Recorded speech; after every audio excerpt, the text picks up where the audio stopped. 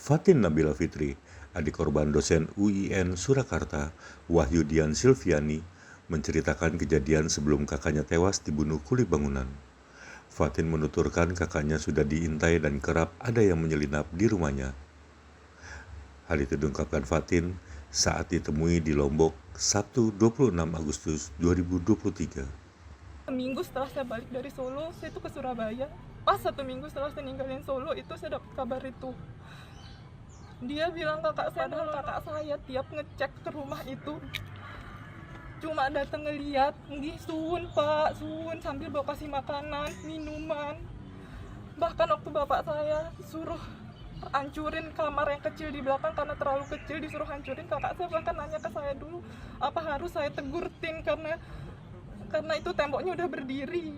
Masa kayak maksudnya untuk nyampein apa hal-hal yang seperti itu aja dia tuh diskusi sama saya dulu. Itu pun akhirnya selama 2 minggu saya di situ nggak jadi disampein ke tukangnya untuk ngehancurin tembok yang paling belakang itu.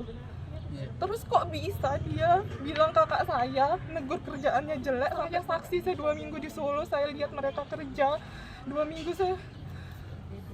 Kakak saya sering sekali ajak saya siang bolong cariin mereka es, cariin mereka makanan, gorengan itu. Saya nggak terima kakak saya dibilang kayak gitu. Bahkan saya nggak tahu, Atin boleh cerita yang Atin denger? Iya.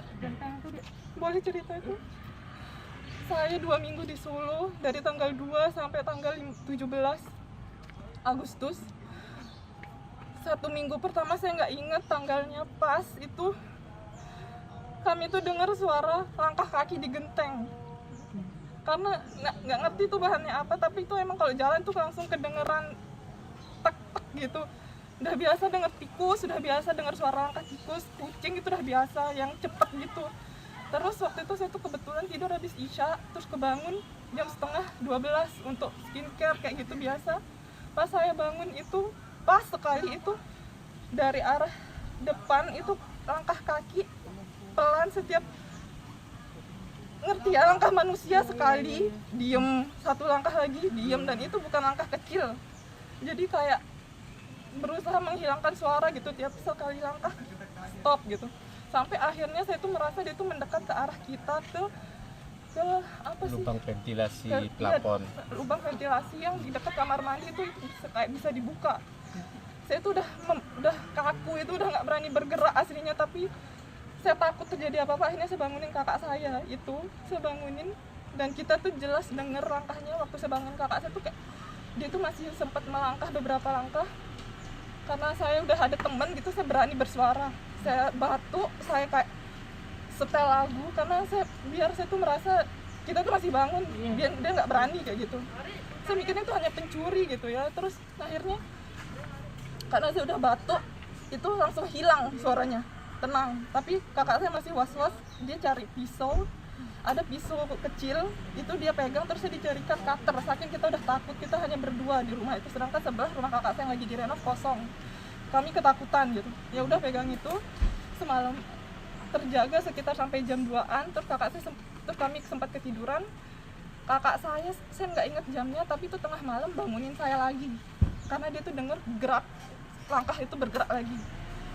Terus ya kami bangun, terus kayak ngerasa itu udah hilang kan, jadi kami tenang gitu, udah hilang. Tapi ya saya suruh kakak saya tidur, saya aja yang bangun gitu, saya yang jaga. Saya udah ngerasa tenang, tapi karena langkah itu nggak ada. Tapi setelah saya pikir-pikir, kalau emang udah nggak ada, harusnya kan ada langkah menjauh. Itu langsung hilang, sampai pagi tuh nggak ada. Saya tuh nggak tidur sampai subuh, saking takutnya itu. Jadi saya tuh ngerasa mungkin dia tuh diem di situ karena ketahuan.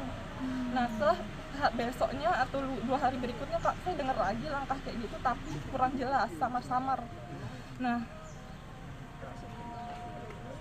tanggal berapa saya ke Jogja? Tanggal 13 ke Jogja, hari Minggu pokoknya, tanggal 13 bulan ini ya? Iya, bulan ini, itu saya ke Jogja. Nah karena kejadian itu, akhirnya saya waktu ke Jogja itu saya amanin laptop saya, karena saya tuh ngerasa pencuri. Kita amanin apa yang bisa kita amanin. Laptop saya sama laptop kakak saya masukin ke kamar, kami kunci kamar, pintu kamarnya. Udah, kita bawa kuncinya. Udah itu aja, karena yang berharga ya hanya itu kan rumah kosongan aslinya. Top gitu. Terus dia ngakunya, dia ditegur kakak saya hari Senin Senin kemarin, padahal itu saya salahnya itu saya tuh nggak lapor ke RT itu karena ya setelah Iya. Itu udah nggak ada kesana pikiran. satu sementara hari ini kakak saya ada kegiatan di kampus. Ada berapa tukangnya di situ? Saya lupa, pokoknya tiga tuh ada tuh 4, nggak 2 orang, bukan 2 orang, lebih 3, 4, nggak inget saya, pokoknya lumayan lah. Artinya dia udah lama bekerja di rumah itu. Saya waktu pertama kali datang ke situ langsung dibawa kakak saya ke rumah temennya itu. Ini rumah temennya, rumah kakak saya itu sebelahnya pas batas tembok. Itu saya pertama kali saya nggak tahu ya, itu baru datang, saya nggak tahu sebelumnya gimana, tapi kakak saya baru datang tuh perkenalan sama tukangnya.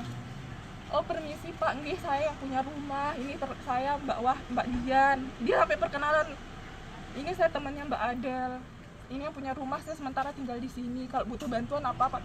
Maksud saya tuh kayak itu sebuah perkenalan awal ya. Jadi saya ngerasa sebelumnya mungkin nggak sering ada interaksi.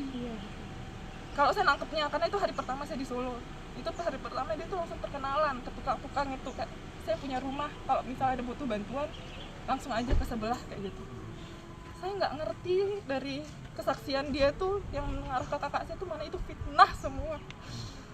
Maaf nih, sebelum kejadian yang menimpa almarhum, apa almarhum pernah bercerita apa kayak gitu? Nggak pernah cerita, cuman waktu setelah kejadian langkah kaki di atap itu kakak tuh cerita di WA grupnya tuh ada rumah yang kemalingan. Jadi kami ngerasa itu emang maling, emang pencuri gitu, bukan pembunuh gitu. Tapi ya kita waktu itu juga nggak ngerti kenapa tetap tenang tinggal berdua ya, hanya andalan berdoa aja udah. Setelah itu emang nggak ada kejadian apapun, aman sampai saya pulang. Dan saya nyeselnya itu nggak suruh kakak saya balik ke rumah yang dia tinggal sama teman-temannya, karena dia tuh sendiri di situ modal